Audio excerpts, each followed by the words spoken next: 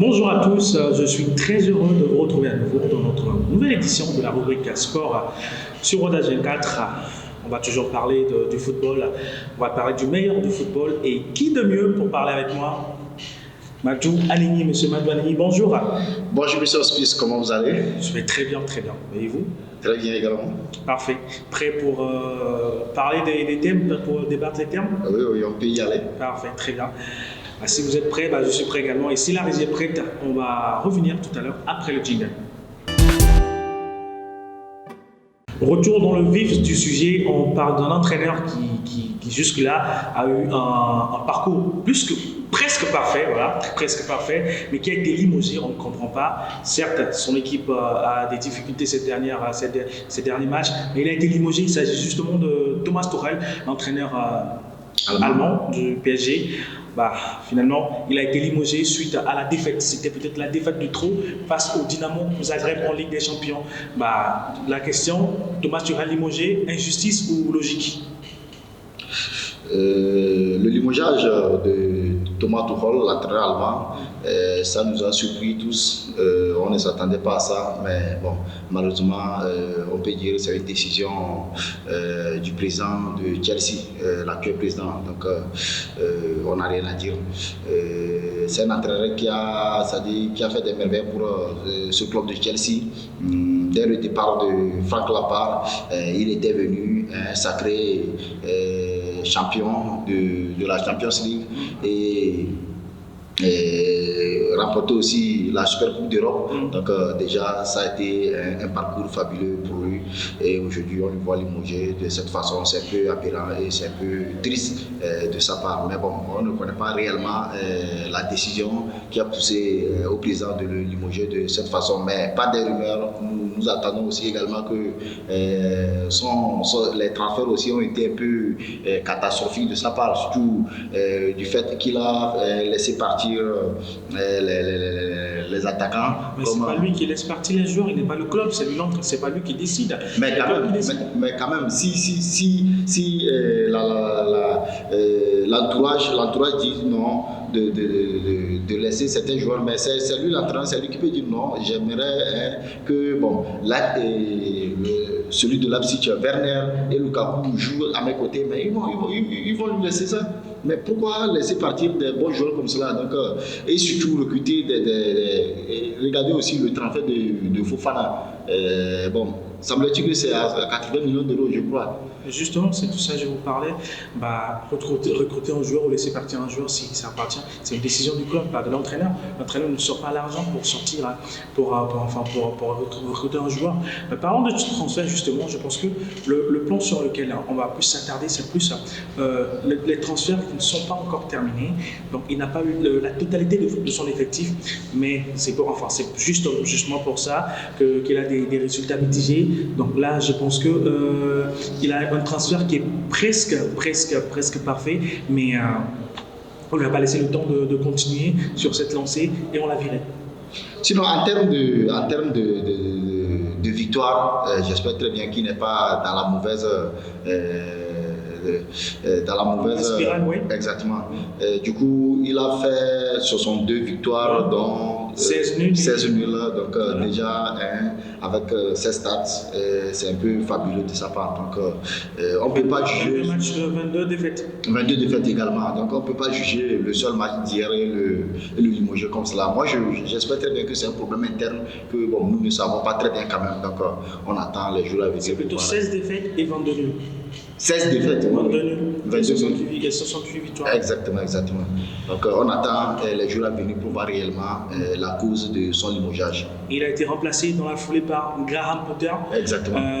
L'entraîneur de Brighton. Un entraîneur qui est dans l'anonymat, hormis la première ligue. On ne le connaît pas. On sait que c'est un entraîneur qui a des tactiques très très claires vu l'évolution de Brighton sur la pelouse. L'entraîneur anglais. Un entraîneur britannique, Graham Potter. Pourquoi ce choix?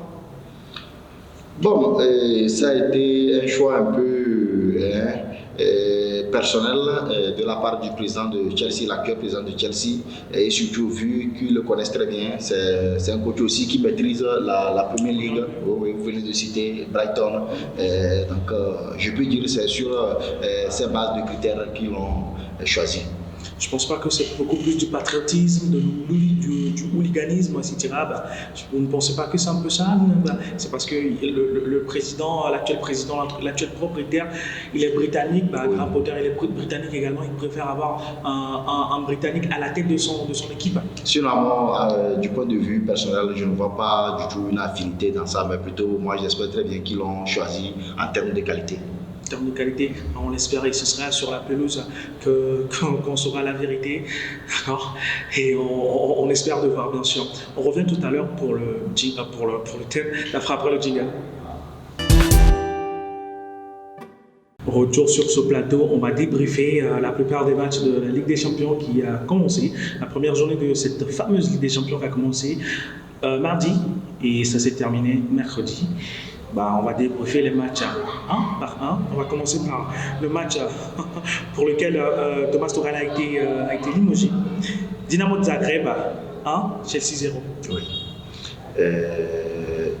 La victoire du Dynamo Zagreb contre Chelsea à domicile, j'espère très bien que cette équipe de Dynamo Zagreb, elle a bel et bien joué, et surtout en défense, elle s'est bien défendue et elle a pris, à contre-pied cette équipe des Blues qu'ils attendaient gagner ce match à tout prix.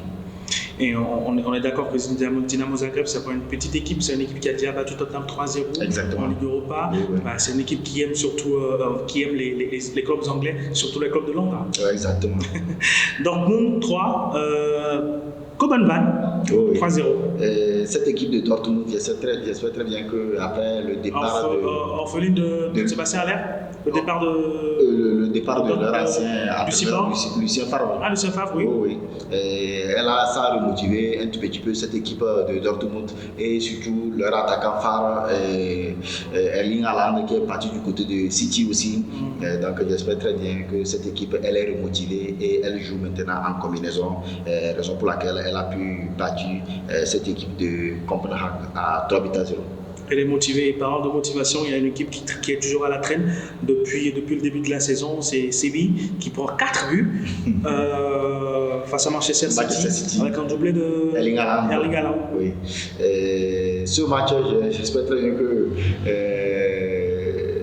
l'équipe de Manchester City a dominé outrageusement cette équipe de Séville. Du coup, en termes de possession de balle, comme en termes de qualité de partage de ballon sur le terrain, cette équipe de City, elle a dominé catégoriquement l'équipe de l'ancien coach du PSG. Voilà. Et surtout, je peux dire, Erling Haaland, il a été meilleur et grandiose dans ce match avec Kevin De Bruyne. La combinaison, elle a été très fabuleuse. Salzbourg 1, Milan 1. Salzbourg et Milan sont partis dos à dos. Ils se sont départagés les points. J'espère très bien que ça n'a pas été mal du côté des deux équipes quand même, mais seulement que cette équipe de Milan, elle a manqué de lucidité et surtout, elle a manqué beaucoup d'occasions face à face dans la phase de réparation. Donc j'espère qu'au prochain match, cette équipe de Milan va revenir au meilleur niveau pour pouvoir.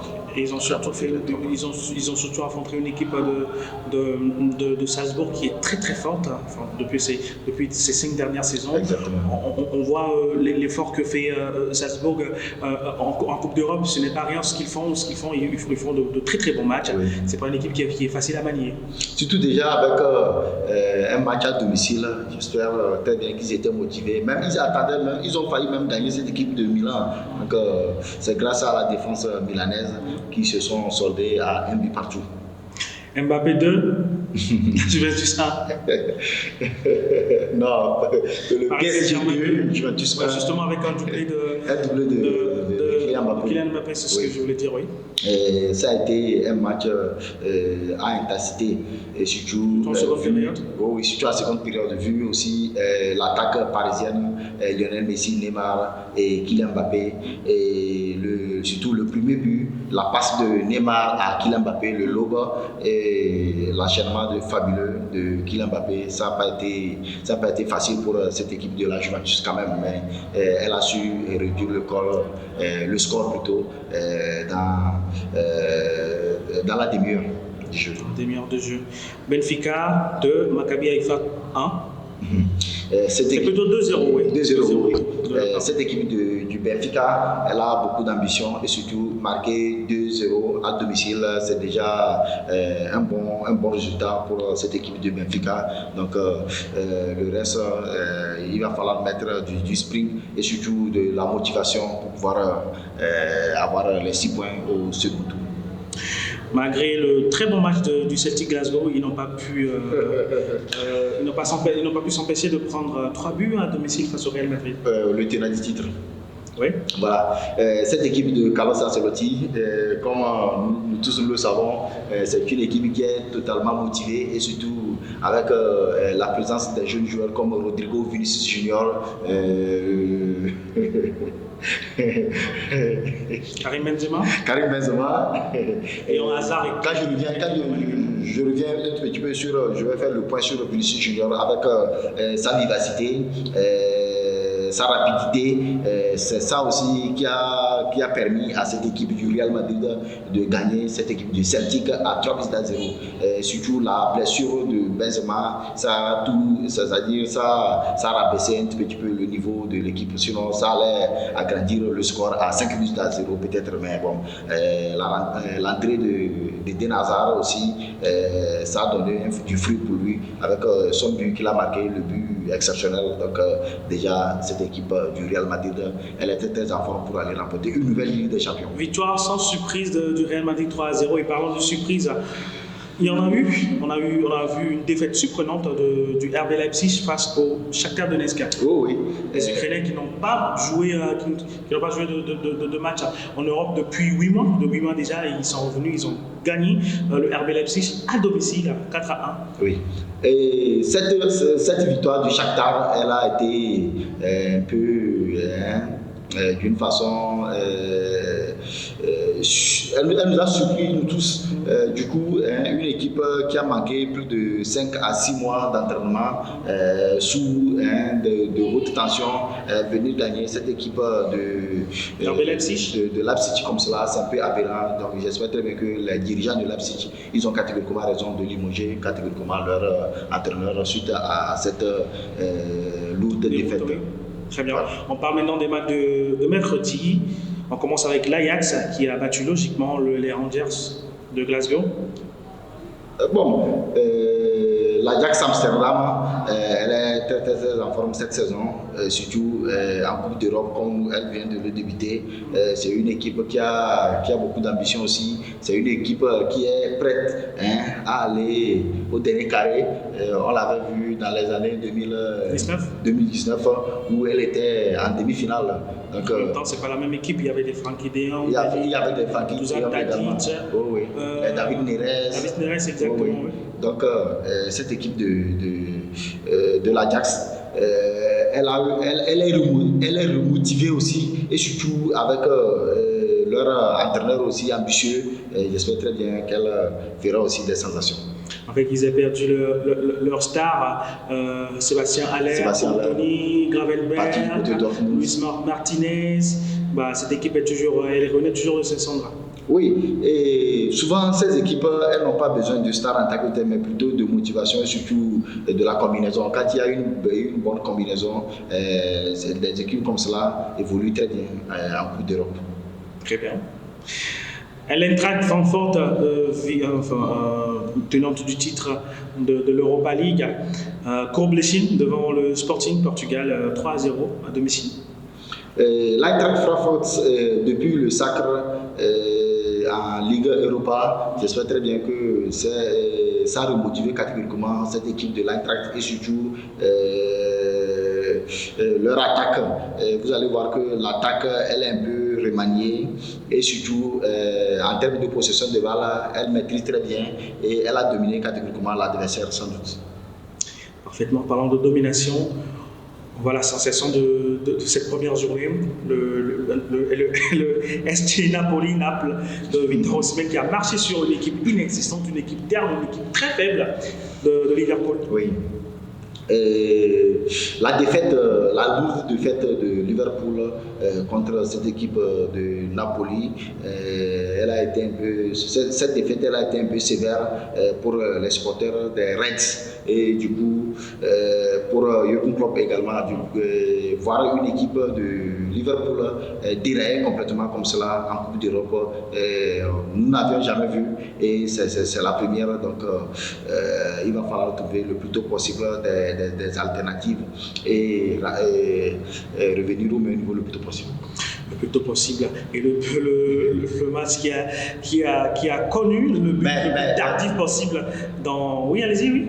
Mais pour cette défaite de Liverpool, je peux dire que ça manquait un tout petit peu de lucidité. On voyait une attaque qui ne marchait pas du tout et surtout l'absence du Sénégalais, Sadio Mané aussi, était un peu existante et surtout la défense était totalement fébrile. Van Dijk qui ne défendait pas comme on le voyait avec les Robertson et autres, Alexander Arnold, on n'a même pas vu ces centres comme on le voyait en championnat. Donc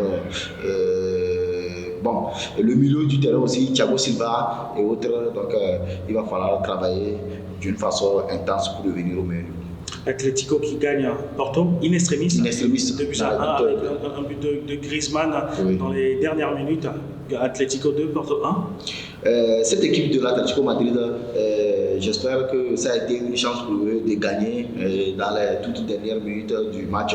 Et du coup, nous avons vu une équipe de Porto très en forme avec Pep qui défendait très bien et Griezmann qui marque le but de la victoire dans les dernières secondes d'une façon fabuleuse et surtout la célébration exceptionnelle de Diego Simeone. Ça a été une ambiance exceptionnelle au Wanda Metropolitano. On va parler rapidement du club Bruges qui a gagné le Bayer Leverkusen 1-0 et on va parler maintenant du meilleur club du monde. FC Barcelone, qui a marché sur le Victoria Pilsen 5 buts à 1, le plus lourd score de cette journée, avec un Lewandowski qui est énorme, qui est stratosphérique, qui est tout simplement wow.